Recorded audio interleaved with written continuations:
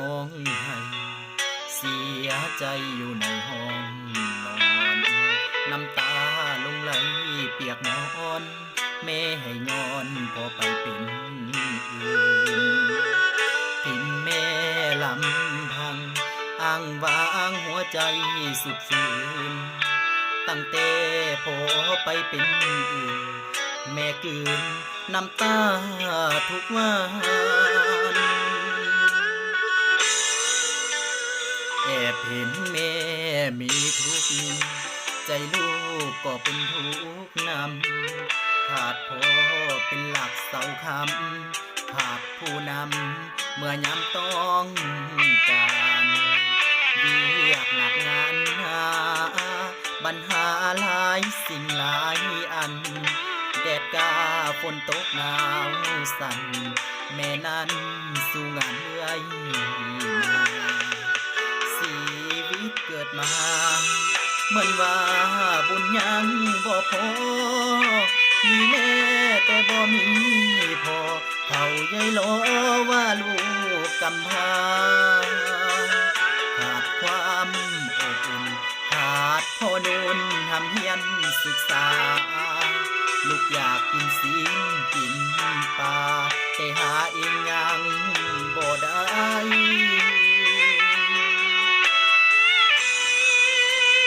แอบเห็นแม่ห้องให้เสียใจมาแล้วหลายครั้งแม่เอ๋ยเฮาผิดเรื่องหยังพ่อจึงสั่งทิมป่าเฮาไป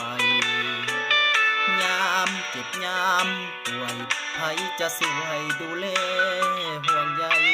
วอนพ่อถ้ายังเห็นใจให้กลับมาไว้เห็นใจแม่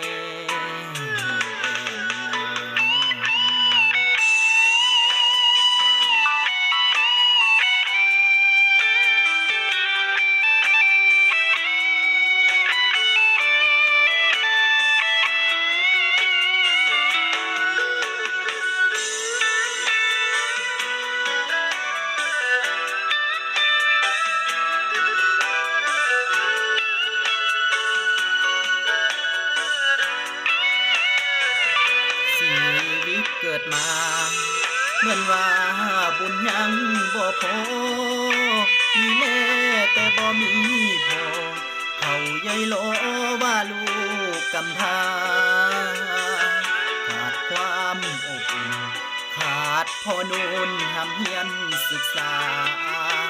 ลูกอยากกินศีลกินปลาแต่หาเองยังบ่ได้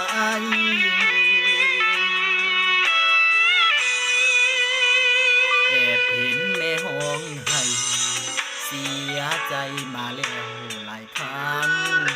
แม่เอ๋ยเฮาผิดเรื่องหยังพ่อจึงสั่งทิมป่าเฮา